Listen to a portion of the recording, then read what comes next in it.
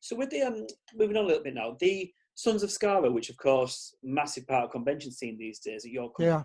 linked in with, how did that come about? Was it they randomly called you? What was the situation? Because like you're a big face of the Sons of Skaro with them now, and it's lovely seeing that joint effort. How does that all work? Yeah. How did it start?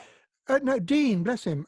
He's fantastic. He's got such a heart and such a dynamic for for being at events and well, creating the Daleks. I mean, not just him, but loads of other people as well, and having them on show for people to have a look at, and because he knows how much a part of fandom it is, Doctor Who fandom.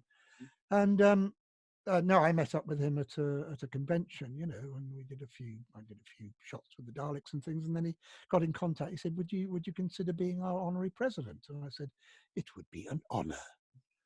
Indeed, choice, isn't it? Yeah, absolutely. So yeah, and yeah, I help out with them where I can. And I mean, we were meant to be having the Gathering 2 in November of this year, which was to try and do the world record of number of Daleks in one place. But given the fact that this mess we're in at the moment is not likely to clear anytime soon, and if it does clear around that time, there's going to be a lot of conventions jumping in on dates in November, and up to Christmas. He said it's silly, so we've put it off for another year. I think the whole world's resetting a year, isn't it? It's like, oh yeah. Just have to restart. It's I mean, I think we're going to be in a totally different frame of mind when we come out of this as well, and absolutely. Hopefully for the better. Yeah. In terms of people's skills and people's attitude to each other. Yeah, so we shall see. Yeah, no, Dean and Adi and the guys, and they're fantastic. Fantastic. Oh, yeah, they've been with us since the beginning. They tell me more and more people. I'm always amazed because I know the quality of build that the Daleks were in studio, and quite frankly, you could have blown them over. And because they don't need to do that, it's you shoot it, the lighting, you can get the effect without going into all the the glitz and glamour that the fans put into them. And really, they do put their hearts and souls into creating these things. There was a guy I met in I think it was over in America at a convention. He was from Canada. He was a Canadian aeronautical and electrical engineer, and he built a Dalek, a black Dalek, this beautiful compound, and it had hover things underneath it, and all of that. And you basically you pressed a button on the outside, and the whole front opened up, and there was a wheelchair inside, and you could step into it, and the head went up.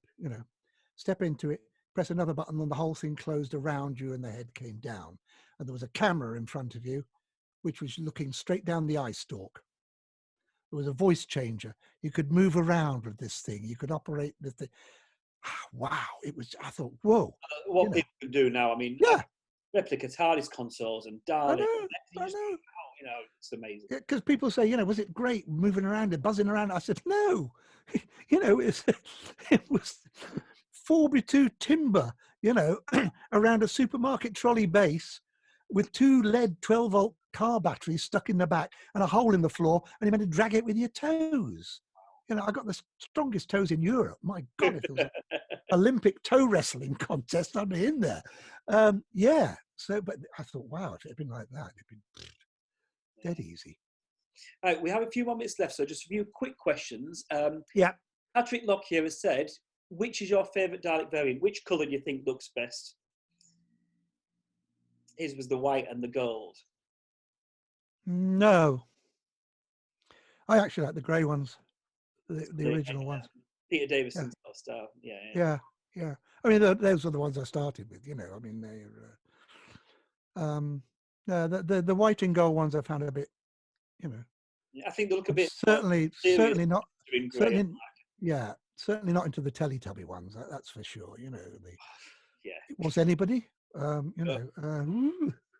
but series ones, the gold looked like tanks, the gold and the black in Tenet. The gold and the black, the black ones I quite like, and I mean, my favorite Dalek, I have to say, was the special weapons Dalek.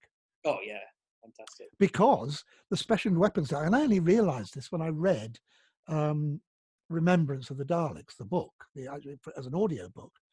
In fact, the special weapons Dalek is known as the Abomination by all the other Daleks, because he's the only Dalek who knows what he is. Yeah. He's the only one who has cognizance of who and what he is. And so he's absolutely mad. Yeah. You know, and so I've a soft spot for the special weapons Dalek. Do you watch a new series of Doctor Who then?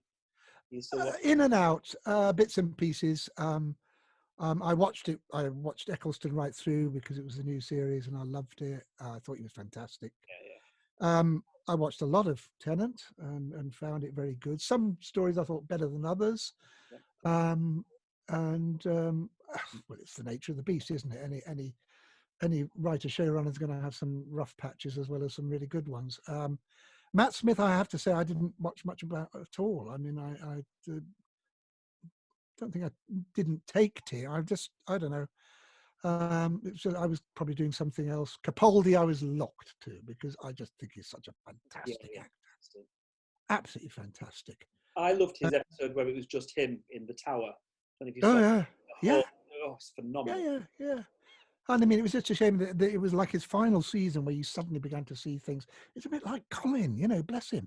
He was cut short, but when you now see him in Big Finish, you know, or you hear him in Big Finish, you think this was what was lost, you know. And the same with Paul McGann, you know, the opportunities for them, you know, in stuff that didn't happen. Jodie, I think I've seen about 3. I saw the first 2 and I thought, oh no, it was all sort of, hey, great, let's run everywhere, yay! And I thought, oh no, please. But then I saw the Rosa Parks. I thought, oh great, there's a gravitas. Was a sort of very. I do feel her second season's been a lot stronger than the first. Really, you see, I've not really seen any of those. I mean, I suppose. Said, obviously, you know, the Archers, you voice artist. Even Davros is almost a voice artist because Doctor and so on. But if someone said to you, right, come on, Doctor Who, playing any other character, whatever it is, and so on, have a go, would you be up for it? Would you be there? Oh yeah.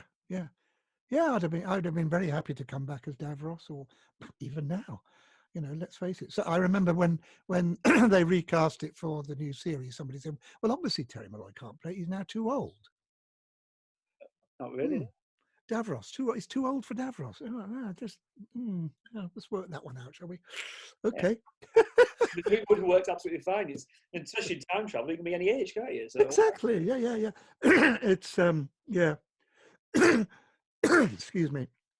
It's interesting. I mean, you may or may not have seen that Big Finish have just released the cover for a new 8th Doctor Time War series, which includes Davros in 2 of the stories. And I just find it fascinating, the comments that are being made already by fans who haven't heard it. Right. You know, but it is the nature of fandom, you know. I think just wait and listen. You're going to have your socks well and truly knocked off by this one. The one that John Dorney's done, Paliderm, it's a piece of work. It really is. And then Restoration of the Daleks as well, by Matt Fitton. Yeah, so plenty to look forward to. Absolutely. Well, Terry, we've just about come to the end of our time. Would you have any final messages to send to your fans out there and to the people in Scarborough? Stay indoors. Keep away from other people. Don't be tempted to dash out and say it's all going to be all right. Wait until it is actually all right. Keep safe. For God's sake, keep safe. Keep well. And as they say, this too shall pass. So be good. Or else my boys will be round to exterminate you. Thank you so much to Terry Molloy, Davros in 1980s Doctor Who and the Big Finish series. 3rd time you would have been with us for Sci Fi Scarborough, and I'm sure you will be back in the future. Terry, thank you very much. Thank you. I'll see you soon.